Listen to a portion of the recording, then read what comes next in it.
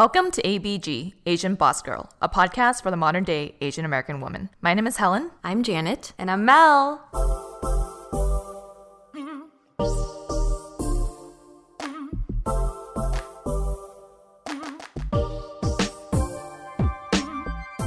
All right, today we are starting our second to last episode of the season. Wow. That flew by. So quick. But as with every season, we always make a little time for a Q&A segment or episode. So today we're going to be asking a couple of questions that our listeners have so wonderfully submitted. We're going to talk about everything from love to work to life goals to... We have a section titled Random, so that's a surprise. Culture, etc. So let's just dive right in. Let's start with which category, ladies? Let's start with love, because I love love. Aww. All right, that's also the first one on the list. By the way, before we start, actually, all these questions are from Instagram. Our Instagram handle is at Asian Boss Girl. We're pretty active on that social channel, so if you guys want to interact with us, we do like fun quizzes behind the scenes, and you guys could be part of our next batch of questions for our next season. All right, so jumping into our first question from Jennifer.Y. Any advice for being the only single girl in a friend group in their late 20s? I think this question is to Mel. But I was like, as I was reading the question, I was staring at You're Janet. thinking of me, I know. Because like, technically me and Janet are both the single ones, but... Yeah. I've been single in my 20s too, so we can all answer We that. can all have our... Yeah. Yes. So Janet? Any advice? What's helpful for me is having close girlfriends who are also single. So even if you have a core group of friends that you maybe go out with a lot, and if you're the only single person, just make time to meet other people who share in that understanding, I guess. Yeah, I think that was the same for me. So when I was single and in LA for a period of time, like I wasn't distracted by boys, I wasn't distracted by a lot of things, and so you do find a lot of time for yourself. And I realized during that self time that what I like to do is run on the beach and go work out, and so I would do like BBG meetups and meet a lot of people that way. So a lot of like single girls who are also interested in things that you do, and then you build like a community that way. I agree. Actually, I was present when Helen was single. It was really fun, actually. I think when Helen was single, I feel like that's when our friendship got really strong. So I feel like use this time to like find other friends to really build that strong friendship with, because I think some friendships could take you by surprise. And I think that's how I developed my friendship with Helen. It's like I didn't expect her to be single and me to be single, but then I feel like that moment in time really helped us like become closer as like friends and as develop more as women. But my advice for you is like a blend of Janet and Helen's. So I'll take pieces from both. I was single for like 5 years before I got my last ex-boyfriend. I mean, it sucks sometimes. You see your friends like being lovey-dovey and they're traveling and like, oh, I want to do that too. But honestly, like I use that period to really focus on myself and really ask like myself the deep questions, like what do I really want to accomplish in life and all these things, and use this point in your life to level up.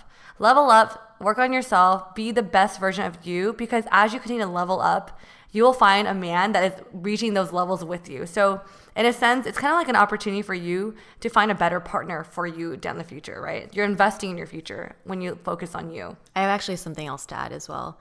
So I would say also that if you are single and you're finding yourself with time to hang out with couples, to not like overthink it. I think oftentimes when people like, you're like, oh my God, I'm third wheeling again, or oh my God, I'm fifth wheeling again. Oftentimes the couples don't really care and they just want to hang out. And I went to a lot of dinners with friends, like when they were a couple and I was a third person. And I just, you enjoy their company and don't think too much about it. Yeah. And don't I get think in your head too much about it. Yeah, and I feel like most of our couple friends in LA, it's like they're not the type to make us feel uncomfortable for being single either. So I feel like maybe I would ask yourself, if you're the one in your own head making yourself feel uncomfortable sometimes in these groups, because I think couples don't really care. They just they're just friends with you and they want to spend time with you. Another thing I wanted to add though, I think Helen mentioned find friends, or find a community. Find a community. I think for me personally, like even though like I have a lot of girlfriends in my immediate friend group that are in a relationship, I seeked out other friends within work. Like my last job, I found really cool single girlfriends I could confide in, and it made my job a lot more fun for me too. So just like, I feel like these are ways for you to look at other aspects of your life and how you can enhance that as well. So those are the advice we would give you for being the only single girl in the group. So we hope you found that helpful, Jennifer.Y. We're going to move on to the next question from Dina, Dinneha. Dina. Dina. Like dinner? I want some dinner. I want some. So Dina wants to know, do you think you can grow to be physically attracted to someone? Oh, this is the age-old debate. I for sure do think so, and this is from experience too. So I'm not going to say which boyfriend, but one of my boyfriends I was not attracted to when I first met him. So actually we were really good friends, and we started off just being very platonic friends, and I think he liked me, but he never told me. So it was one of those things where I was like, he's a really cool guy, and he would ask me to go to like events with him and just hang out as friends. And I was like, okay, I will do that. There was always an inkling in my mind like, oh, I think he likes me though, so I shouldn't lead him on.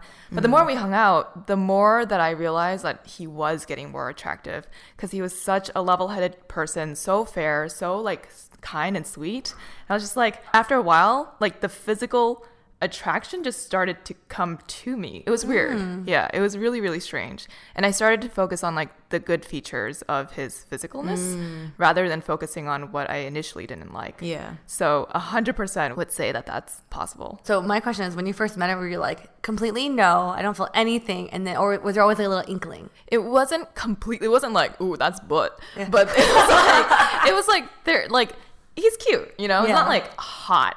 I wouldn't like jump him, you know? I think Jenna, you said one of your criteria is like, I need to want to jump him, right? Yeah. Definitely didn't want to jump him. Maybe just want to like hug him. Yeah. Right? But at least you wanted to hug him, so that needs like to be physically that kind needs of to be there. approach him. Yeah. Like he's touchable, you're saying. Yeah. No, I would say I agree. Like, I have had a couple of boyfriends in the past whom I was not attracted to initially. And in fact, their personalities were not at all types that I would like. But as I got to know them, or they were really persistent, like I got to know character traits or values, and that kind of switched it for me. I think it was a good way to explain it. You start to like find the parts physically that you find really cute, or like some small things start to become really attractive. Right. But I always still feel like at the end of the day, there's something about that core chemistry that isn't just like, I find you attractive, but it's like I feel like an animalistic like thing. Like that's really hard for me to develop if it's not there. Yeah. I'm on the fence, but I think I'm leaning towards what Janet says, because I had a moment too when like in middle school, like I had this guy named Justin. And Name dropping. Justin, he's actually like my really good friend from back home, and we always joke around about this, but we were in 6th grade together. I was like, whatever. And then he got a haircut all of a sudden, and I was like, I like you. But that was that is so funny. That has happened so many times in high school. Right. A haircut can change a lot. Right. Yes. But that was like middle school, so I feel like in that sense, yes, it kind of changed. But then funny this question is asked today, because literally, I think I brought this up in a previous episode about this similar theme. I was on the phone with my best guy friend. You guys all know him. And we literally were just talking about, why don't we just like each other? You know? This was a recent conversation? Like this morning. Oh, wow. Yeah. And then we're joking around. I was like, you know, dude, I was like, we get along so well. Like, we're best friends. But honestly, dude, I don't want to jump you. Ooh. I was like, I don't feel anything. Do you want to hug him, though? I could hug him. And I could actually say, I think he's actually really attractive. He's an attractive guy. I would say a lot of women find him attractive. But for me, I'm like, for some reason, dude, when you like touch me or put your hand on my arm or something, anything that's like semi-intimate, I'm like, yuck, very gross. So then I don't know, sometimes I wonder if you're too close with someone, that line can never be crossed. Yeah, I think something unique with my ex was more also like his personality was a little bit more quiet at first. So I also didn't find that attractive. But then when he opened up to me, it was like, oh, this is like a secret I know this side of you that is so funny, that is so like down to earth. That shift made me more attractive to personality, and then looks came.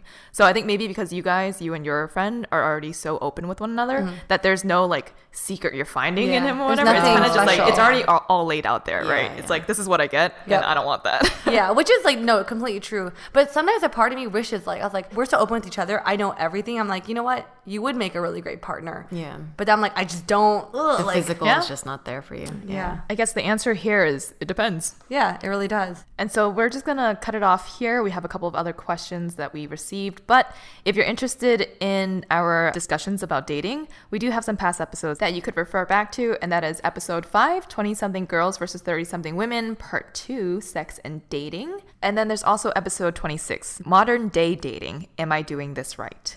So refer back to those two, and also send us your other questions so we can collect them for next season's Q&A. All right, so heading to our next category, work. The next question comes from Julia C. How do I quit a job? I love what I do and the people I work with, but I feel like I need to move on. I guess my question for you would be, why do you feel like you need to move on if you love what you do and the people you work with? So what is it about? It's kind of, I kind of want more information on this question. I kind of interpreted the question really literally, which is just like how you quit a job. 2 weeks notice? Yeah, I was like, I've done it like 5 times. So 2 weeks notice is like a very standard thing, I think, within any industry. So let your boss know 2 weeks ahead of time. But I think in terms of like the mental support, like find people who will support you and sort of egg you on in quitting the job, right? Do you think, Janet, when you have quit your jobs in the past, that you've surrounded yourself with people who agreed with your decision? Yeah, I would say talk to people. Share that you're quitting your job. Don't just make that decision in isolation. Talk to your family, your friends. And I always kind of like get a gut check, right? And once you feel like it is the decision that you want to make going forward, I think there's also different ways to handle it. Like 2 weeks is definitely industry standard, and I would definitely not give any shorter. Like don't tell your employer you're going to be leaving tomorrow or in a week or so. I think the trick is also like if you give notice like too early and it's a very large scale company, sometimes they might put the ball in their court and they might ask you to leave a little bit earlier. I think it depends on your job situation, where if you have a small team and your absence might very heavily impact your managers, then it's good to sometimes people will talk to them maybe like a month in advance or something like that. That was something that Mel had an experience with recently, right? Yeah, so when I got my current job right now, it was kind of unexpected. Like you, I was like, how do I quit my job? I don't know. I never quit my job before, actually. So my last company was the first one I actually put in 2 weeks notice for. And one thing I learned, because on my team, it's only me and my manager, I was like, crap, this is going to affect her so much. And I think I gave her like 3 weeks notice. Also learning how to set it up, right? Like you want to kind of thank them for like the time they gave you to teach you how to build up your role. So show appreciation when you're like talking or meeting with your manager, and always do it in person, right? So I pulled her aside and I told her like, because me and my old manager always had like weekly touch bases. We met in person. I told her like how much I appreciated her like guiding me in this role, how much it taught me. And I told her like, but with that though, I got another opportunity that I'm going to have to take. And I do want to talk about an exit plan with you. How can I make this transition as smooth for you as it is for me? And then with that in place, we had like 2 to 3 weeks to play with. So I think just be really considerate about your current job and your current role and your existing team. And another tip I learned actually is like, as much as you're excited to get a new job or want to move on, make sure you talk with your direct manager first before spreading the news. Because you don't want that. You don't want him or her to be finding this information out through the grapevine, right? So make sure everything is like buttoned up and your manager knows. So you and your manager can have a really clean transition plan for you and the rest of the team. But before making that step, ask yourself why you want to leave. Is it because there are opportunities on the line for you? Is a better job out there? I would just really think about it before making that jump, because I think some people either like to have a job lined up or they're just really unhappy with their role. But really kind of like reflect before making that huge leap in your career. Hopefully that's helpful and that answers your question about just how do I quit a job. If you want to follow up with, why you think you want to quit your job, Julia, despite loving, the people that you work with and what you do, let us know in our DMs and maybe we'll just follow up with you directly. The next question we have here is, what are your favorite things about your careers? And this is from @Joan Layug. Well, Helen, what do you love about your career? You've been in it for like, what, almost 10 years? Almost 10 years. I've been there for 9 years now. I have thought about this before. I think 2 things. The first is that I feel like I'm a little bit of a nerd, and this job has really brought that out of me. I realized from this job that I really like problem solving. Like that is literally what I do, right? Problem solve for your client. I love Excel modeling. That's like the nerdiest thing ever. But like when you have a very large dynamic model and you have like a bunch of variables in there, you change one variable and that changes the results of many different things. And you have like a handle of what happens when you do that. It's just nice to know and play around with it and try to figure out solutions. And when something actually works out well, it's like such a thrilling thing. You're like so a puzzle weird. Person, huh? Like Yeah, you like solving, I guess so. But that's one thing that I really have enjoyed about my job. And then secondly, now in the position that I'm in, I think what I do enjoy is also sharing my knowledge base with everyone else, sort of like guiding people, mentoring people, helping people in their careers. That's always a fulfilling part of it too. Those 2 things I would say has kept me at this job for a long period of time. And Helen totally brings those skills of Excel building into ABG. Because I'll be next to her in a meeting and she's like her fingers are like flying on the keyboard, like typing something up. And I'm just like, cool, girl, I cannot do what you do. But it's really beneficial. But I think it's really cool. But you can social media the heck out of our IG. I can try. What about you, Mel? What do you love about your career? Man, that's just like I haven't really had time to think about it. I do enjoy that. I feel like my career, my life has come full circle. I think I've always been someone that grew up watching like YouTube and media and wish or dream to be part of a company that does this full time, right? And I feel like I'm really fortunate to have a job where my job is focused on making really great YouTube videos and good content out there. Honestly, and I do social media for a living. Like, who gets to say that? I get paid to be on Instagram and grow our channel and grow our Instagram accounts. I feel like I have a really fun job. Not a lot of people get to have jobs that they could call fun. I think the one thing right now I'm really focused on that I love about my job and my career is that I am the only female and woman of color on my leadership team. And I feel like that's a very empowering position to be in, because I think you need representation in like media and in people of power to show other people and other women out there that you can do this too. So yeah, I think it's an intimidating thing, but I feel very fortunate to have all these roles and be in an industry that I always loved and cared about growing up. And it's also very challenging. I feel like I'm not complacent. Which is good. How about you, Janet? So user experience design, one of the things that I really do like about this industry or this type of work is that it is very, very dynamic. I guess it's just like there's so many different ways to practice it, and there's also so many different types of companies you can work for. So whether that's like a more corporate type setting or a startup or freelancing, I like that there's flexibility in that I can explore throughout my career. But secondly, what I've noticed particularly about my current job is that there's actually quite a few women in user experience design, and it is a very like soft skill heavy industry. I feel like it attracts like people who are like feelers and really empathetic. And so that makes them naturally like really good people to work with. So yeah, that's something I like about it. The next one here is, do your coworkers know about or listen to ABG? And this is from Tifanza. Well, Helen, I know when we started, you're like, you didn't really make it public where you work. I mean, we still don't. But then people are slowly finding you now, right? It's, hello, people from my job. At first I remember saying, I think maybe on this podcast, that I found it like very strange. I think mostly it's because when I'm at work, I am very much like disheveled and I wear the same things to work all the time. I do not care about my appearance. All I want to do is get into work, do my job well, and then get out of there, right? So a part of me is like, now that my worlds are sort of colliding between my career and my personal life, it's like my resting bitch face has to turn into like a normal happy face, right? Like a very inviting face. So now when I walk the hallways, I do try to like look a little happier, like look people in the eyes instead of just like looking down on my phone. But yeah, I think people are starting to listen to it, and I think that's good. And someone has told me before too, like, oh, I didn't think you'd want me to say hi because you mentioned on the podcast that you found it really awkward to say like to meet people in real life, but I do enjoy it now. So yeah, come and say hi to Helen. But yeah, I think it's cool. I think it's great that the message is spreading and people are actually finding really good value in what we talk about. So that's more rewarding than my RBF that I just have to get over. So you don't have RBF? Oh, at work I do. Really? I look like a mess. You're so nice. I don't see that. When I'm focused, I do not look nice. Well, how about you, Janet? Your new job, do you think people are noticing, or? Yeah, I actually have had some coworkers, because they like, we found each other's handles on Instagram and stuff, and they're like, oh, what is this thing that you do? Is it, you know? So some small mentions. My office is also pretty small, so. But actually my last job, I had some people like stop me in the kitchen and stuff. It was a larger company. Was it awkward? Were you like? Oh no, they were actually, it was really sweet. I was, you know. Sorry. Janet, honestly, Janet's a little like, out of all three of us, you're always supposed to say hi. You're like, oh, like you're very cute about it. You're like, you know what I wear down there and what I don't. Nothing.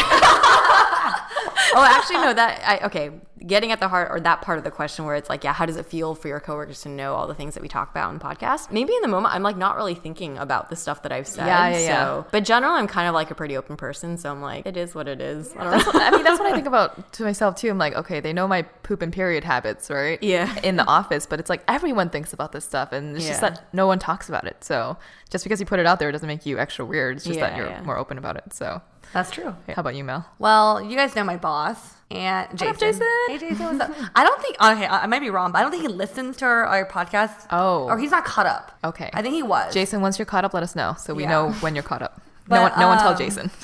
Most of my team knows about my podcast because I think we're all follow each other on Instagram, and a big reason why I got hired is because of the podcast, because it shows like my work ethic, I guess. So most of them know. I don't think they all listen though, but they're like, oh, I follow you on Instagram. Your ABG. They follow our Instagram handle, so they have a general idea what we do. And you like it? You don't feel weird about? I think because when I work with a lot of creatives, a lot of us have like projects we work on the side. So it's just like, I'm just one of them that has my own side thing. Yeah, I think that's pretty, like in my studio, that's pretty common too. So I kind of position it, if people ask, as like kind of a side project, All right, so our last question for the work category is from the B Shadows. Ooh.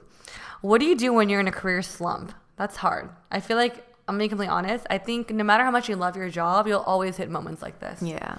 What do you do? Honestly, I feel like... Take a vacation. Yeah. Actually, I think oftentimes people undervalue like how much that actually helps. I have found personally that like every 2 to 3 months, I need some time off. And it doesn't have to be a huge like 2-week break. It can literally be you extend a weekend to like 3 to 4 days and like properly go somewhere or even just stay inside but rest.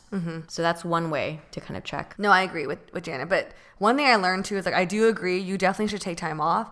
But before, like in the past, I would take vacation and I'll be like running around New York City or do something more like on the go. But I realized that doesn't really re-energize me. It makes me more drained. So find the right type of vacation you need to kind of like figure your stuff out and like just to pick yourself up again. Because I know Janet recently, before her current job, she went to Mexico for a few days. And I think based on that trip, it inspired me to take my Toronto 2 days off, my little trip before the craziness of the rest of the event. But just having 2 days to myself to explore and find things that I find energy from was really helpful for me to come back and be like, yeah, I'm ready to go for my job. But I think the question also is like, what is it about your career that you find the slump in, right? Because I feel like vacations are something that's more temporary. Yeah. Like, is it really your Yeah. people that you work with that you can't really change? You know, do you want to move to a different department then if you like really can't stand the people in your department?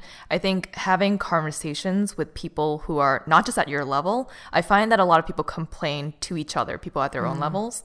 But then if you talk to someone who's like a level above you or even like your boss, maybe if you feel comfortable enough Right. doing that, they can give you a lot of insight and help you focus your career on the things and even help you like shift your career towards the things that you like about the job and cut out the things that you like really don't like about the job, right? Like I think vacations are for sure, like I've taken a vacation and felt great coming back to work. But then, yeah, I think when you're in a continuous slump, then there's something that you have to fix about the job. And Yeah. no one's going to fix it for you other than maybe someone who has the power to do it. And that would be your boss. No, I I've agree. also had experiences in the past where like if I'm feeling a little bored at work or if I feel like stagnant, I looked into like classes to take. So things to like supplement the skill set that helps me do my job better. And like Helen said, if you have like a manager, someone you can go towards them to kind of give suggestions. In my case, I was kind of in this, I think maybe for some of the listeners if in our generation where like some of the startups are, you don't really have the best like structure of support management, take personal initiative, like do research and find like side classes and then present them to whoever your boss is. If you notice that this is a continuous thing, like Helen said, like talk to your managers or other people in departments, but really take some time to reflect with yourself and say, hey, am I just not happy with my current role? Is it the company? And then use that time to be like, you know what, maybe I need to look for another opportunity. Because I think that's what I actually did my last job. Like I was like, I'm kind of over it, you know, and then that's when I started looking for other jobs and found my current one. Another thing is you can reach out to, like if you have an idea of maybe other things you want to do, reach out to people and grab coffee with them who do that thing. And basically like start doing external research. If you feel like you're not happy with what's happening inside and you do want to figure out what other options there are, talk to other people.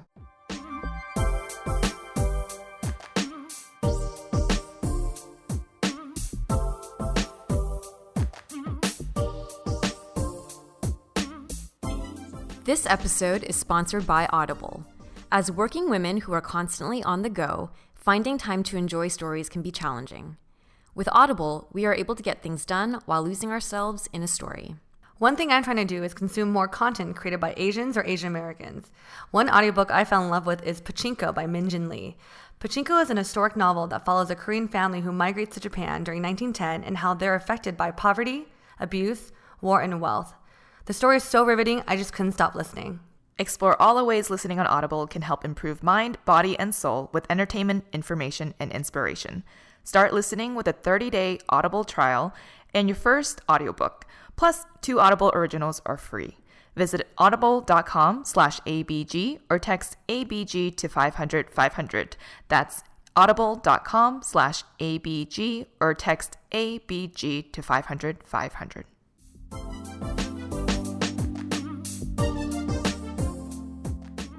The next section, under the category of broader life goals, what do you think you would be doing in another life? from Kelly from Toronto. Hey, Kelly, do we see you in Toronto? Yeah, did you come by and say hi? That's tough. I What know. do you think you would be doing in another life? I mean, I feel like there are many moments in our lives where we make very big decisions, right? Even if it's like for college, if you want to, stay on the West Coast, or if you want to move all the way to the East Coast, like all of these decisions could have totally changed the trajectory of your life. Yeah. One of the things that throughout the course of my life, that I found a lot of happiness with was playing volleyball. And I do think that if I really tried and pursued that, I mean, that would have been cool if I was a volleyball player, like through college, and then, I don't know, maybe pro or something. I'm kind of short though, so it'd only be back row. And I'm not that good anymore. But back then I was decent. Well, you're short. You're so tall. No, for volleyball, I would have to play back row, which is like the defensive specialist or the libero, someone who's always just like being scrappy, running around and picking up the hard hits. Wait, what is the average height? For like hitters would be in college, probably like 5'11", 6 wow, feet. okay. Yeah. And then I know at Boston College, the libero, which is the back row specialist, was my height. So super, like you have to be small and scrappy, super fast, but you don't have to be tall for that. I wouldn't definitely not make it in volleyball. I would not either. I don't. I do think about that. I'm like, oh, in another life, that would have been fun. But I'm very happy with like how things have played out. Yeah. I would say that with this like career, I think I'm at a point right now where literally everything makes sense, where I've thought about like my family, the things they've instilled in me, where it's like, make sure you're financially stable. That's why I have the job that I have now, but I'm able to find passion projects aside from this job and sort of like hit all different parts of my life that I want to like level up in. It's like now I'm like seeing that this all kind of makes sense. Yeah. Because if I didn't have the finance job, maybe I wouldn't be feeling like I'm an Asian boss girl or, Yeah. and then having this podcast and doing all these things. So I do feel very, very happy to be where I am right now. I could totally relate to you. It's hard for me to contemplate what my life be if I were doing something else, right? Because like you said, like I'm actually really, really happy with where I am in life. Because even though things get tough, like sometimes I have a hard day at work, overall I'm really happy with everything I'm given, like the opportunities, the lessons, the learnings. Like as cheesy as that sounds, it's just like I feel so fortunate though, But to answer her question. I don't know what I'd be doing in another life, but I never got to study abroad in college. And I've always wanted to work in Taiwan or in Japan or in Asia. I feel like I'd be there living or doing something there, crazy or cool. So I don't know what it is. It's somewhere abroad in Asia. Somewhere in Asia for sure. So Helen would be a professional athlete. Mel would be somewhere in Asia, traveling around. Maybe you would be like a food blogger. Or something like that. Definitely media focused, but in like a different country in Asia. And you're all about Asian media, you'd be in Asia. Right. I mean, this is like Asian boss girl. Sounds kind of familiar, right? How about you, Janet? Yoga instructor? Oh, I didn't think about that. Yeah. Yoga instructor? Yeah. I don't know. I was thinking like it would be really cool to be kind of like an artist, like living around different parts of like Europe, actually. Oh, I can totally see that. Oh my gosh. Or traveling around to different parts of the world, I think. Like I would definitely be doing something more like quirky and like contemporary art. I can see that. Do it. You could totally, I feel like that kind of mixes with UX design. No? Completely no. I mean, in the sense that people that go into user experience design sometimes will do like they do art photography on the side or like other types of art projects and stuff. Like you're flexing your creative muscles in your mind already. Yeah. So yeah, that would be fun. Totally or see maybe that. a yoga instructor. That would be. I actually thought about or like being a meditation instructor. You have a good voice for You that. have such a great voice. People should pay you to use your voice on an app. So okay, I would be on a mountain somewhere. Teaching meditation, I suppose. Can we make these all happen except for volleyball player? That's never gonna happen. We could actually. We could. Yeah, I mean for you two, I'm way too old. Is there a league out there? I don't know how does this work. No, there is. No. My shoulders are all effed up now. It's a past dream. No. I'll figure out something else. I'm happy with where I am now. Another question, which is actually under friendships, but it'll go under life as well. You guys seem to be friends with a lot of Asian YouTube stars. How did you meet them? How did you each meet? Is being friends with famous people important to you? This is from Trang EV. There's a lot of E's in there. Yeah. That's a very interesting and good question. Well, let's be honest. We all met through Wong Fu. It was like... Yes. So I think it's just like, why are we friends with all these YouTube stars? I think they are the reasons why us three met. For me personally, I was an intern for Wong Fu. So I think working for them, naturally, I met a lot of people in the community. And I met Helen at a party through Wong Fu. And then I met Janet through a shoot Yeah. through David Choi. Yeah. Okay, fun fact. Mel is also still in my phone as Mel Wong Fu intern. I know, she needs to change that. WF intern. But what I think is very fascinating about like where we are at this point in time is that the Asian community in media is so small. It is so small. I was actually talking to my boyfriend about this, and we were saying how easy it is for someone to sort of just like integrate themselves into this like massive group of YouTube entertainers or whatever it is, right? Because you go to one event, and as long as you like know someone, get brought to the event, you can meet a lot of people there. Yeah. And then all of a sudden you're like doing a bunch of different things. So it's pretty fascinating to see how it's so close, tight knit. And even the Korean gala that we go to, you see like everyone there, like Sandra Oh, you see a bunch of people who are already A-list celebrities there, and we all fit into one room. Yeah. It's crazy. I totally agree. I think another point I want to bring up with in this, like, in terms of this question is that, like, I think the reason why we're friends with all these Asian YouTubers is because we actually all care about the same movement, right? We're all here to like fight for Asian representation, Asian stories.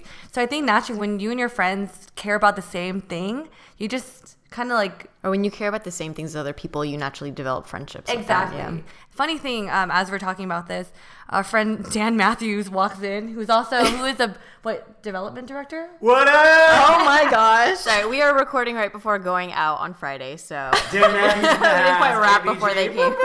But Dan, let's ask you gosh. this question. Someone said you guys seem to be friends with a lot of Asian YouTube stars. How'd you guys meet? And is being famous with Perfect Is being person. friends with famous people important to you? Perfect person to bring on for this question, actually, because he is fully involved with Asians and media. He like runs it. I think so. Dan Matthews on the pod. No, this is a really relevant question. I think about this a lot.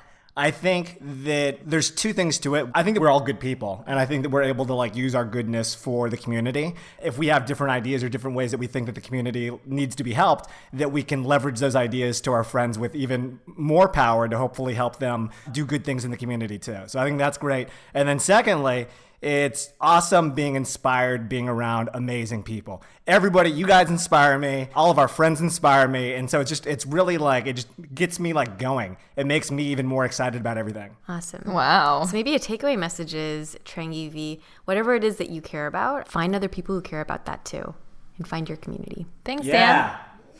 Dan Matthews out. Come back to the pod. At Dan, aka Dan, on Instagram. All right. Our next question, this is a bit of a random question. It's going to be our last one since clearly we have people that have invaded our space now. So this is, what is your makeup routine? Or I guess we can have like a whole episode on this. What is your favorite makeup item that you use? Like, what do you need? I know, Mel, yours is probably lashes, right? Okay. Actually, I didn't think about it, but you're right. I need my eyelashes and my eyelash glue. And when I talk about glue, it has to be the wand. I don't want the squirting one where I have to use it. I need a wand where I can apply the glue onto my lashes. I think for me, eyelashes make a huge difference. I think as a monolid, I feel like my eyelashes just make my eyes look a little bigger. Is that weird to say? Your eyes are beautiful with or without them, Mel. Yeah, thanks. But you're all about that double lash life. Yeah. So yes, as you guys know, I do wear 4 eyelashes. I double layer 2 to have the illusion of minx. When you eyelashes. first said that to me before, I thought it was like 4 on each eye. I was like, burn. No. That is intense. 2 on each. But Okay. yeah, I think for me, like my make or break item is eyelashes. I don't want to say it actually makes my eyes look bigger, but it makes me feel like I have more emphasis on the eyes. Like, Baba boom. exactly. Yes. I have a similar, like the focus on the eyelashes, but instead of lashes, my thing is mascara. And I recently started looking more into like makeup products that don't do like animal testing and are also don't use animal products. So I purchased from Thrive Cosmetics. It's like a tubing mascara. Have you ladies heard of this? No, I haven't. So it actually, what it does is it creates a tube around the eyelash hair so that like when I wash my face, it's kind of funky, but you get like these like, it's like it tubes off the hair instead of smudging. I don't know if I'm like loving it. Wait, so is it like something that it's like a particle that gets layered onto your eyes? Yeah, Or? it'll basically wrap around the lash and then it hardens so that when you take it off, it's like a little mini tube. It just That's like cool, actually. Yeah, like it peels off versus like Like a condom smudging for off. her eyelashes. Condom for your eyelashes. But- yes, but- yes. Dan's still here, yes. But before that, I also like CoverGirl has like really good brands for giving you really well-defined lashes, and it's like volume and also length. And I think for Asian eyelashes, like especially, I find that it's hard to find ones that don't weigh down your lashes. So those brands kind of keep it lifted up. But that would be my mascara. And then second, like I have a kind of more sheer blush that I use. But those are the 2 things that I feel like make a big difference and are my go-tos. How about you, Helen? I mean, I have falsies, or not falsies, extensions. So lashes are one thing. I think eyeliner. I don't know. Yeah, I always wear eyeliner. I usually do my face regardless of what I'm gonna do that day. Because, I mean, you just never know, right? You might run into an ABG fan. I don't know. Yeah. So I usually have everything like done up. I do use some foundation, like light foundation, and then I do like my eyebrows, which I just started to do this year, actually. Like really nice. Oh, the Fun fact. threading. You're expressive. Or Threading and also filling it in. Yeah, filling it Yeah. I started to do, I feel like a lot of like ABG Asian baby girls, they do like the concealer that cuts your eyebrow. You know what I mean? Like makes it really super clean. And So I've been trying to do that, but my hands are like not still enough for it. I'm getting too old. Wait, the foundation cuts your eyebrow? Yeah, like you're supposed to do, like draw a line using a very thin brush to like define the eyebrow. define your eyebrows. Yeah. Exactly. Oh, Yeah. I don't think I've seen that. I'll show you later. So that, I guess that's eyebrows, eyelashes. I'm just naming my whole face now. What products do you use for your eyeliner? For eyeliner, I think it's Revlon. Oh, okay. Yeah, I use a pretty cheap brand. Is it waterproof? Yes. Awesome. No. Okay. It's sorry, no, it's not. It's liquid. Got It's it. liquid. And then I use another one from Japan, Dolly. Have you heard of them? No, They're really good too. Oh. But you can only get them at Japanese stores. that's hard. Does Daiso have it? No. Daiso has it. Oh, yes. nice. Okay. Yeah, yeah. For speaking of eyeliner, like a really good brand I was gonna say to you guys is like I use MAC gel liner. Oh yeah, I It tried is this before. so It's good. Yeah. I wear so many eyelashes, I get teary eyed a lot. So that one is a really good product to use. But yeah, that's our favorite makeup, I guess, like products.